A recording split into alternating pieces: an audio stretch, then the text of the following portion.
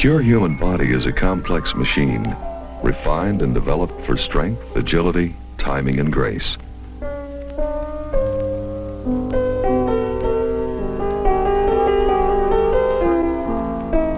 Yet the human animal requires more time to reach this maturation than any other creature on Earth. Infant to middle years to adolescence, adolescence to adulthood. Some changes are subtle, some dramatic. All affect the mental, emotional, and social growth of the human.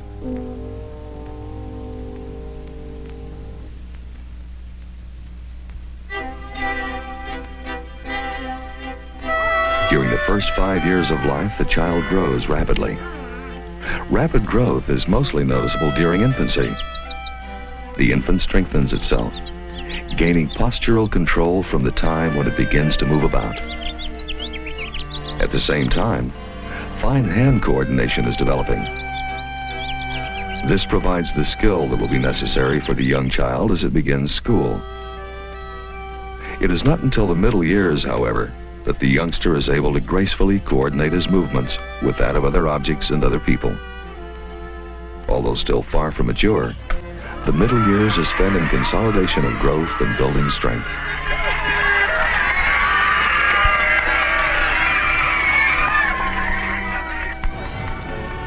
Puberty arrives with its vast physical, emotional, and mental changes. The shock of these changes often make it difficult for the adolescent child to adjust to his new body conditions.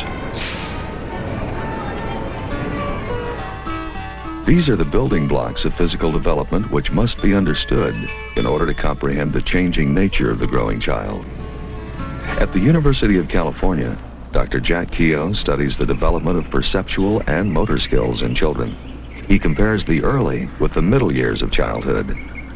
The very early years, the child has to gain postural control, must be able to stand upright, must be able to sit, must have control of his body in some form. From that, then, the child uses the forelimbs of the arms and the legs in order to move about in the environment in various ways, and therefore develops some kind of locomotion skills. In addition, the child uses the hands in order to have some kind of control of objects, and therefore develops all the fine motor skills or the manipulative skills. And this is what a child does during the first 3 or 4 years of life predominantly. And the child at that point is not very able really to deal with the movement in the environment, either that other people move or their objects move, or while the child is moving in relation to those, the child will have difficulty.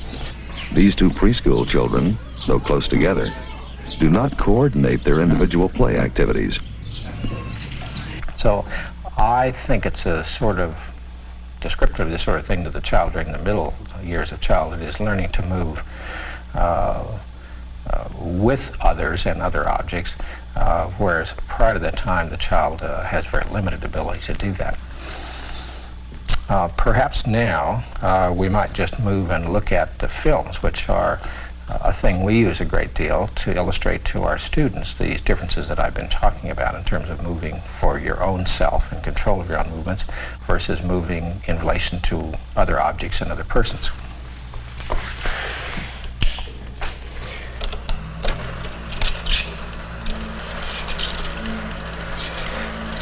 First we see youngsters who are jumping, and here we see a young girl.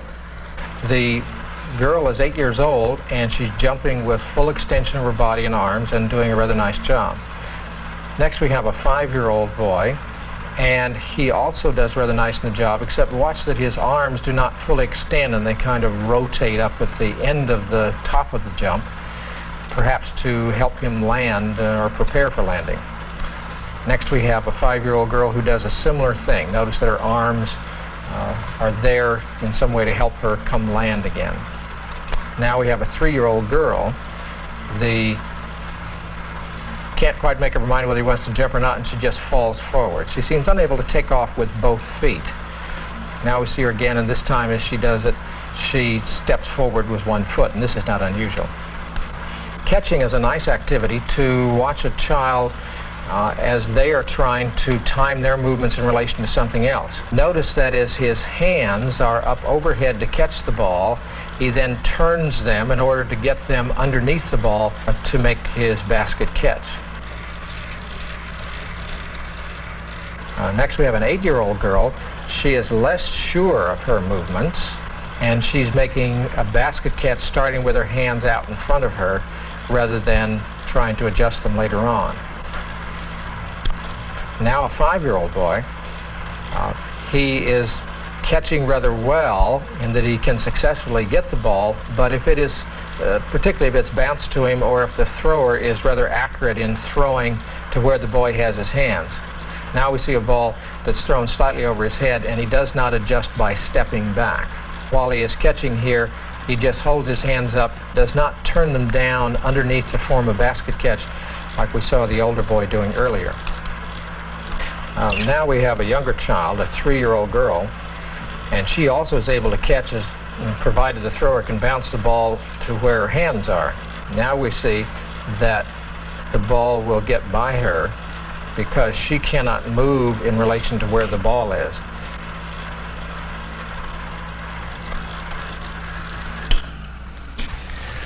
Adults working with children of this age should keep in mind that they do need to be able to develop movement in relation to others, other objects and other people moving, and that this lays the basis for many of the play and game skills which they later carry on throughout their life.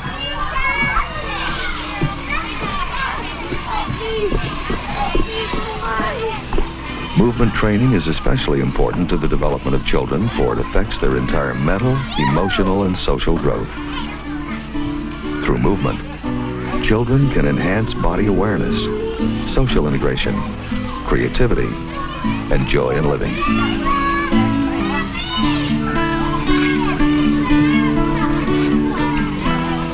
Just as movement is important for physical development, it has implications in other areas of the child's growth. Here at the Frusting Center, teachers deal with children who have learning disabilities. It is particularly important that movement education should be part of the daily program for such children because they frequently have difficulty with perceptual motor skills.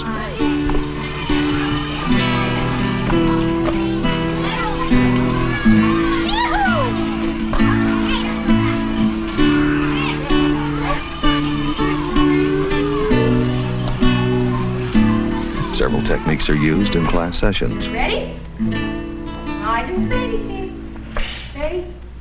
Stomachs. Backs. Side. All fours. Standing. Seat. Backs. We work on changing body position. I say Stomach. go on to your back, your side, Standing. whatever. All That fours. deals with agility, Side. definitely. And standing. Very good work. Very good. And then I go into creative movement, and that is the last segment of the class. If you felt really happy. You felt so happy. Good, Don. And there I get the children to try to respond in a way which is a little bit different for them. And stop. Now show me how you might move if you felt really angry. Something happened and you were angry. Movement and perception are very closely related because with an increase in movement, you have an increase in perception. And with a decrease in movement, you have a waning of perception. And together they require many parts of the brain to cooperate. And they to melt down into the floor like you were an ice cube on a hot day. And then what we're doing is working with relaxation, melt down into the floor, feel relaxed, let the string lift your arm up. This gets the student to a place where he can begin to concentrate. Just use your imagination now and imagine that there's a string on your wrist that begins to lift your arm in the air. Movement education can help to facilitate learning in the classroom, first of all, because it helps to reduce tension from long periods of sitting. Further, movement education can help to facilitate learning because what it does is it helps to integrate brain functions. See, the brain functions as a unit, and movement requires the concerted organization of different parts of the brain. And the speech centers and the movement centers are very closely connected. An enhancement in motor functions can raise the proficiency in language functions. Children show rapid improvement through these kinds of creative exercises. Good. Now, what I'd like for you to do... Amanda has been working with me for some time, and when she first started to work with me, initially she wasn't capable of doing creative movement because she couldn't handle it on a physical level. She had no vocabulary of movement from which to draw on. But after a number of activities involving movement skills, involving rhythm, one day she started to put movements together, and they started to flow. The energies kept going, and they started to unfold, and all of a sudden, what she was creating had a beginning and a middle and an ending to it.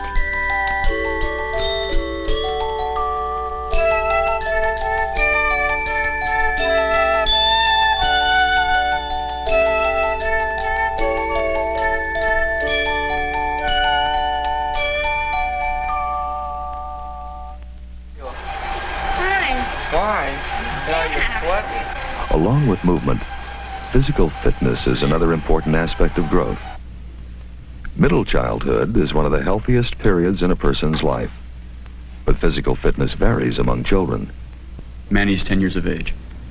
He is kind of small, is kind of on the heavy side in the fact that his percentage body fat was high, but this is due to he hasn't reached puberty yet and his musculature hasn't really developed. So he does have a slight high concentration of body fat. Knowing a child's fitness can be helpful in prescribing physical exercise. Here, physical education students perform tests on 2 healthy middle years children. What we do is we take the skin calipers, and from the 4 or 5 or 6, I think, on the boys' measurement, determine her percent body fat. Then we can get her lean body weight, which is just the muscle and bone. And then from that we can then find an ideal weight. And it's all through calculations, which really aren't hard, but it just takes a little time. Eat again. Okay, good. Just breathe as deeply and as fast as you can, all right? You're probably going to get dizzy, but just don't worry about it, okay? Okay, you can start What we measure here okay? is his Wide open and breathe really overall endurance as far as cardiovascular endurance. And Manny was rated in the good category, which is exceptionally well. There you go. His body consumed 50 milliliters of oxygen per his body weight, Keep going. and which is excellent for a kid his size and age. Deeper now. In Manny's case, There you go. for younger kids, the heart rate is a lot higher than, let's say, it is for a 20-year-old person who's in, let's say, satisfactory condition. For example, Manny's heart rate, resting heart rate, was 94. Dig deep. Now, an average for a male would be somewhere around 68, let's say 25 years of age or so. Generally in the middle years, children are healthy and appear ready to compete in the most exhausting physical exercises. As children develop new movement skills, they often join organized games. Children in the middle years, however, are more delicate than their rambunctious activities might suggest. Dr. Harvard Ellman, an orthopedic surgeon, has treated the casualties of overstress in growing bodies. Too often, we get the impression that if a child keeps doing the same thing more and more, he's going to do it better and better. And the truth is that the cartilage, ossification centers, the softness of the growth plate, the immaturity of the bones do tend to limit the child's endurance and activity. This picture illustrates the kind of stress placed on the joints of a Little League pitcher. Notice the position of the arm just before the ball is released. The resulting damage has been called Little League elbow.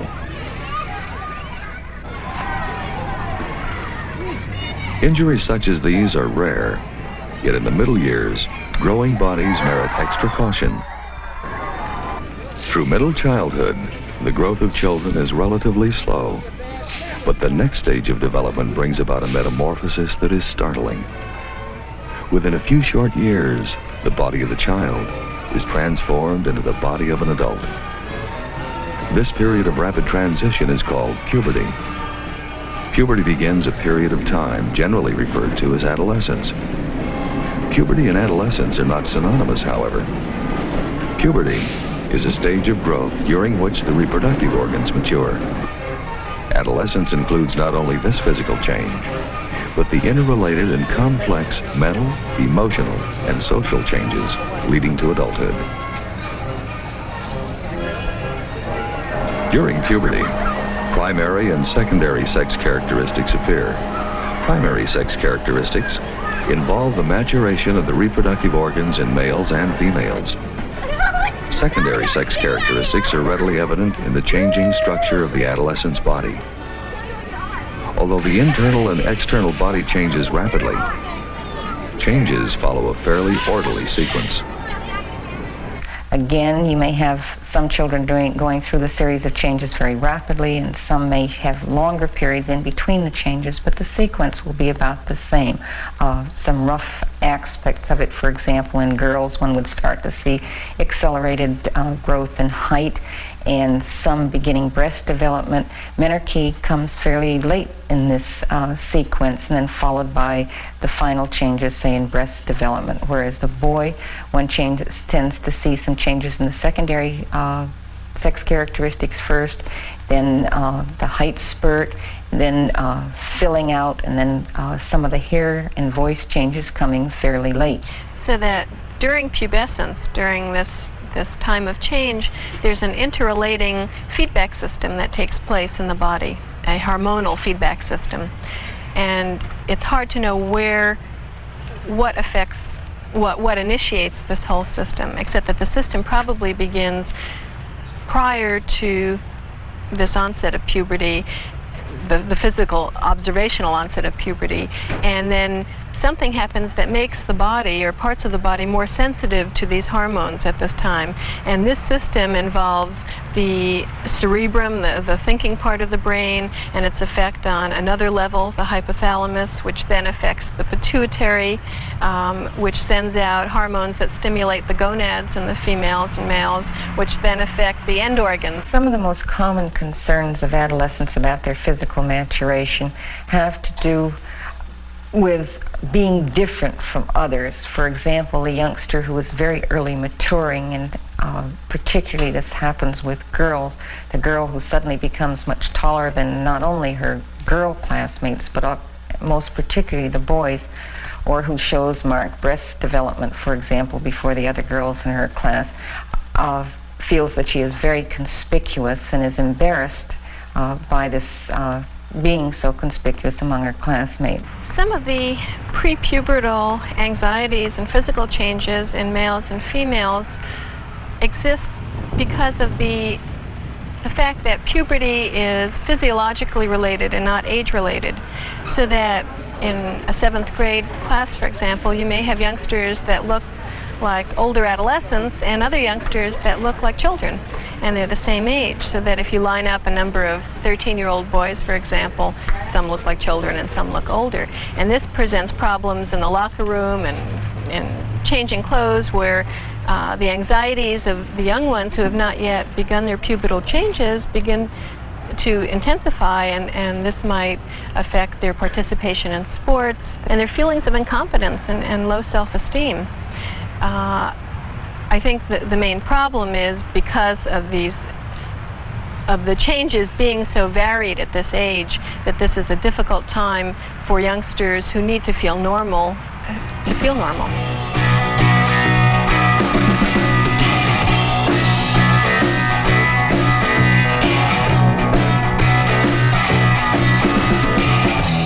I think through all of this, it's important to remember that the adolescent's concern about his body influences his behavior, so that all of these changes that are going on during adolescence, the physiological changes, the psychological changes, and the environmental changes, all have impact on the adolescent who's working on forming his own identity, finding out who he is, what he's all about, and what his body is all about. What are these new body parts? What can he do with them? How can he use them? What do they mean for him? How do they relate to his identity and his sense of self? So that behaviors that the adolescent may exhibit can't be taken in isolation. It's important to look at those behaviors and see what they mean for the adolescent, what they mean for his physical concerns, what they mean for his emotional concerns, what they mean in terms of his interrelationship with his environment.